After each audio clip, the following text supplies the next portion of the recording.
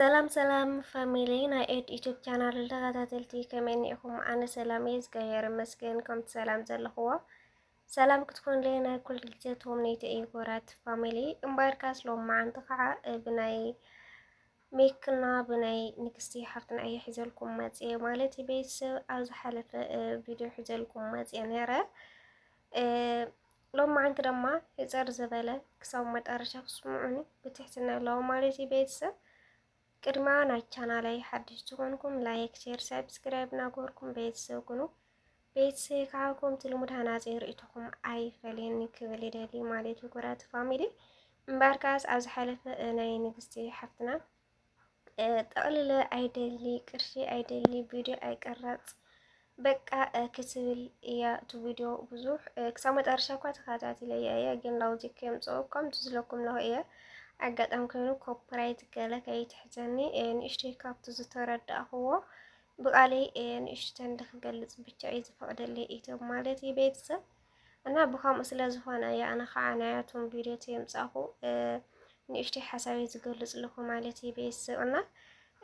ናይ ንግስቲ ሓፍትና ሎማዓንቲ ሕፅር ዝበለ ክገልጽ እየ ተይጠጋገየ ድማ ኣብ ኮመንቲ ኣርሙኒ ማለት እዩ ቤተሰብ እና ንግስቲ ሓፍትና ሙሉእ ቪድዮ ዝሰማኽዎ ጠቕሊለሲ ክቕረጽ ኣይደሊ ንምንታይ ተኣርፀኒ ቪድዮ ክወፅእ ኣይደሊ ከምዚ እያ ኢልካ ከዓ ኣይትናገር እያ ትብለላ ልምክ ማለት እዩ ምክ ከዓ ቪድዮ እንድሕር ዘይወፃኺ እንድሕር ዘይቃርፀኪ ፀገምኪ እንድሕር ዘይተናገርኩ ከመይ ጌርክ ደኣ ክትሕገዚ ትኽእሊ ክትሕገዚ ኣይትኽእሊ ካባይ ከዓ ተተፈሊኺ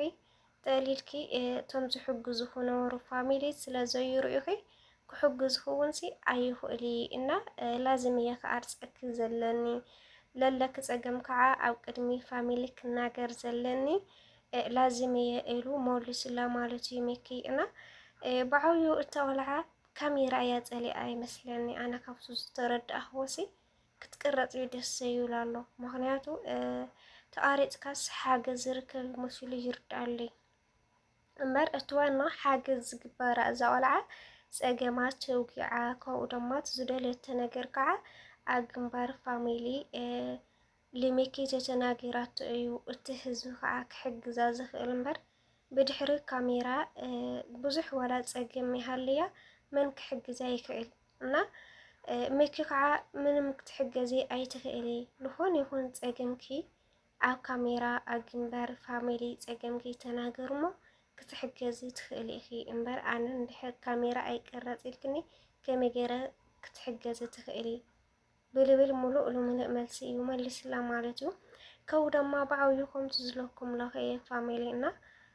ንግስቲ ጠቕሊላ ካሜራ ክትፎቲ ካሜራ ክትቀረጽ ኣይትደልላን ስኡላ ክትሕገዝ ብቻ እዩ ዝደልላና ከምኡ ኣይኮነን ምክንያቱ ተኽኢልካ ሜክሓወይ ቀስ ብቀስ ክተረዳእኻ ዘለካ ማለት እዩ እና ታይክል የደልየ ግን ሓደ ኣለና ብዙሕ ነገር ብሕልፊል የመክሲ ብዙሕ ንወቕሶ ሰባት ኣለና ምክንያቱ ሚኪ እንድዒ ክሳብ ኩሉ ነገር እንድሕር ተተዓዚብኩም ሞቱ ቪድዮ ገለሲ ኣነ ጌጋ ከምዘይብሉ እየ ተረዲአ ምክንያቱ ሓንቲ ጥራሕ ኣላ ንምንታይ ወቂዕካ ንገለ ኢላ ተኸራኺራቶ ንሱ ከዓ ረቢሽኪ ናረበሽክማ ከመይ ገይረ ሱቅ ክብል ክፍላ ከሎ ከዓ እሳ ብቻ እያ ሶሻል ሚድያ ኩልኹም እትም ኣዘራራዊ ኮይና ዘላ ማለት ኢና ኣነ ከዓ ምክንያቱ ኣቀዲሙ እውን ገሊፀ እየ ነይረየ ሚኪ እዛ ቆልዓ ሓላፍነት እንድሕር ክወስደላ እየ ተይሉ ሓላፍነት ወሲዱ ልክዕ ከም ሓፍቱ ልክዕ ከም ጓሉ ቃፅዑ ላብ ትምህርቲ ድዩ ወይ ከዓ ስራሕ ናይ ባዕላ ድዩ ክፈልየላ ዝኽእል ሰብ እዩና ብዙይ ክነድህሎ ብዙይ መራኑ ክንሰሮ ብዙይ ከዓ ሕማቅ ነገር ክነልዕሎ የብልናይ ምክንያቱ እቲ ዋና ፀገም ክልቲኦም እዮም ዝፈልጥዎ ናይ መን ፀገም ምዃኑ ናይ ሜክ ናይ ባዕሉ ድዩ ወይ ከዓ ናዛይ ቆልዓ ድዩ በዓልቶም ክልቲኦም እዮም ዝቃረቡና ብዙሓት ዘለና ሰው ናብ ብኣፍና ንናገር ግን ስወቅቲ ንብል እዩ ደስ ዝብል ማለት እዩ ፋሚሊ ከው ድማ ንግስቲ ኣብዚ ናይ ትማሊ ቪድዮ ርኢኹምዎ ብዙሕ ነገር እዩ ወላ ፀገም ይሃልኒ ጠቕሊለ ይደሊ እያ ትብል ዝኾነ ይኹን ነገር ኣይሕገዚ ኣይደሊ በቃ ቅርሺ ክበለ ክበኪ ኢልዋላላ ኣይደሊ ጀዋል ክዕድገልኪ ኣይደሊ ኩሉ ነገር ኣይደሊ እና ሓደ ቁልዕነት ብዙሕ እዩ ዘለዋ ዋላ ትናገር ኩሉ ነገር ፀገም ብዙሕ ፀገም ከም ዘለኣን ተረድእ እየ ምክንያቱ ሓደ ሰባት ኣለና ካብቲ ዝተዛረበቶ ቃላት ወሲድካ ሊሚኪ ሕማቅ ምዝራብ ሊሚኪ ከዓ ሕማቅ ብዙሕ ነገር ትፅሕፉ ትፃርፉ ሰባት ኣለኹም እዛ ቆልዓ እተዘረባ ክሳብ መጨረሻ ተተረዲእኹምዎ በቃ ምክንያቱ ስጥልል ኣይትበሊ ኣብቲ ነይራ ላፍቲ እያ ምክንያቱ ዘረባ ስጥልል ዝኾነ ይኾነና ናይ ንግስቲ ዘረባ ሒዝኩም ግን ሊሜኪ ማራን ክትንክእዎ ኣይወልኩምን ማለት ኢና ብዙሓት ኣለኹም ክንዲ ቪድዮ ዝሰርሕ በኣ መሸንቀጥ ገይርዋ ገለ ዋ ቪድዮ ዘይወፀ ሰብ ሲሞን ይባ ዝሕገዙለሽ ቪድዮ ዘይወፀ እኮ ኣሕዋትና ብዙሓት ኣለዋ እየን ብዙሓት ማለት እዩ ሰኣን ቪድዮ መውፀአን ሰኣን ዝቃርፀን ሰኣን ናብ ሶሻል ሚድያ መውፀአን ብዙሓት ዓበይቲ ሰባት ብዙሓት ኣናእሽተይ ቆልዑ ዘይሕገዛ ሰባት ኣለዋ እየንና ናብ ቪድዮ መውፃእ ናይ ቪድዮ ምቕራፅ ፀገም ዘለዎ ኣይኮነን ምክንያቱ ኣብ ሶሻል ሚድያ ተወፂኻ ተተቃሪፅካ ፀገምካ ተተናገድካ እዩ ህዝቢ ከዓ ክሕግዘካ ዝኽእል እምበር ካልእ ኣይኮነንና ብኸምዚ ከዓ ፀገም ዘለዎ ኣይኮነን ሚኪ ከዓ ኢሉ እዩ ምክንያቱ ዝኾነ ይኹን ፀገምኪ ኣብ ግንባር ፋሚሊ ተተናገርኪ ክትፈትሒ ትኽእሊ ኢኺ እምበር ብድሕሪ ፋሚሊ ተተናገርኪ ድማ ኣነ ክፈትሖ ስለይኽእል እዩ ምክንያቱ ፋሚሊ ባዕልቶም ስለ ዝሕግዙ ኣለዉ በኣቶም ትእዛዝ ስለ ኣነ ዝሰርሕ ኣብ ግንባር ካሜራ ትዘደለየክዮ ነገር ትዘለክ ጎደሎ ደስ ዝበለክ ክትነግረኒ ትኽእል ብዝብል እዩ ተናጊርዋ ማለት እዩ እና ፋሚሊ ኩሉ መዓልቲ ትዕዝብዎ እንድሕር ኮንኩም ሚኪ ማለት እዩ እዛ ቆልዓና ሚኪ ማርያምን ማሪክና ስማ ኣይራኸቡን ምክንያቱ ብጣዕሚ ትዕግስቲ እኒኦ በቃ ሚኪሲ ብጣዕሚ ትዕግስተኛ እዩ ተዘራርብኡ ለኣኻ ሓንቲ ኣይተዛረበን ብዙሕ ክትዛረቦ ከላ ክትፀርፎ ከላ ምንም ኣይበለን ማለት ኢና ትዕግስቲ ቃፅለሉ ክለካ የደሊ ምክሓወይ ከኡ ድማ ንሕና ብደገ ኮይና ብዙሕ ነገር ኣሎ ጎዒና ልፈሎ ክንብል ጎዒና ሰብስክራይብ ክንብል ዓፈና ለወሰኽና ብዙሕ ነገር ነዛረባ ሰባት ኣለናና ተሓቂ ባዕልኻ ኢኻ ትፈልጦ ሓደ ዝገበረ ኣምላኽና ባዕልኻ ማለት ኢና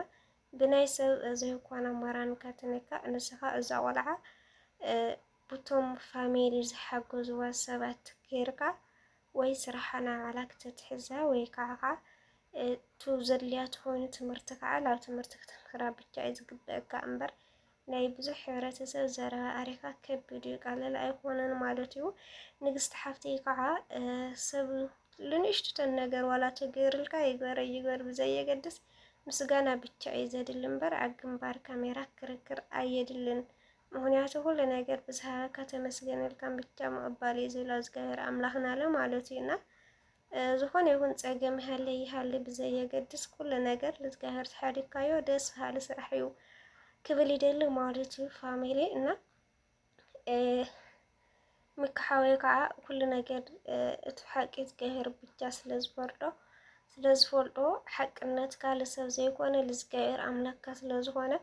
ሓቅነትካ ሒዝካ ስራሕካ ክትጥንክር ዘለካ ክብል ይደሊ ማለት እዩ እና ብዙ ክትሸማዕ ወይ ከዓ ብዙ መራን ክትሰብር ዘይኮንካ ጠንካራ ወዲ ትኸውን ስራሕካ ክትቅፅል ዘለካ ማለት እዩ ምክሓወይ እና ናሎማዓንቲ እዚኣ ትመስል ፋሚሊ ተዘጋገዩ ኣብ ኮመንቲ ኣርሙኒ ብካልእ መዳይ ክሳብ ዝበፀኩም ናይ ቻናል ሓዲስ ዝኾንኩም ላይክ ሼር ሰብስክራይብ ናገርኩም ቤተሰጉሩ ቤተሰካ ከምቲ ልሙድ ሃናፂ ርእይትኩም ኣይፈለኒ ክለኩም ይደሊ ብካልእ መዳይ ክሳብ ዝመፀኩም ባይ ፎቶኩም